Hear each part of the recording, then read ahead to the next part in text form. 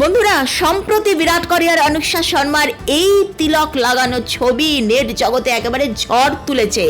তুফান viral হয়ে গেছে, যেখানে দুজনকেই দেখতে পাচ্ছ কোনো সাদা নয়, ব্রাউন খয়েরি রঙের তিলক পরে বসে আছে।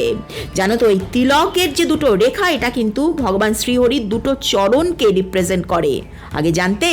আর নিচে ছোট্ট করে তুলসী পাতা এঁকে দেওয়া হয়েছে। কিন্তু এই তিলক এমনি এমনি পড়া হয় না, মনের শক্তি, আত্মবিশ্বাস, কনফিডেন্স বাড়ায়, পজিটিভ এনার্জি আনে, আর সবচেয়ে বড় কথা, তোমার জীবনে দুর্ভাগ্য কাটিয়ে গুড লাককে এনে দেবে।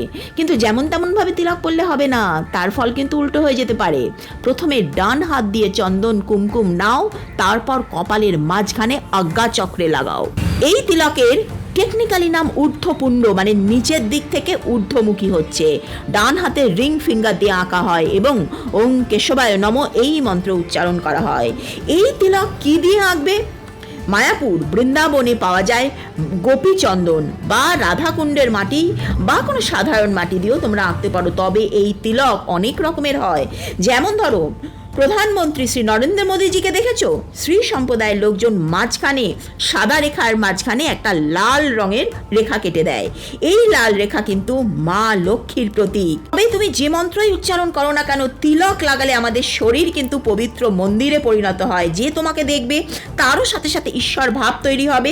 আর এতে শাস্ত্র বলছে ইনডিরেক্টলি, অপ্রত্যক্ষভাবে তোমার পুণ্য হচ্ছে, তুমি ভগবানের আশীর্বাদ পাচ্ছ।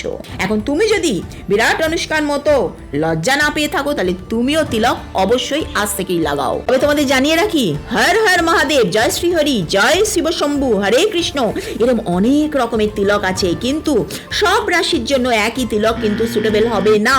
তোমার রাশিটা আমাকে কমেন্ট করো যদি জানতে চাও কোন তিলক তোমার রাশির জন্য সঠিক হবে। হরে কৃষ্ণ।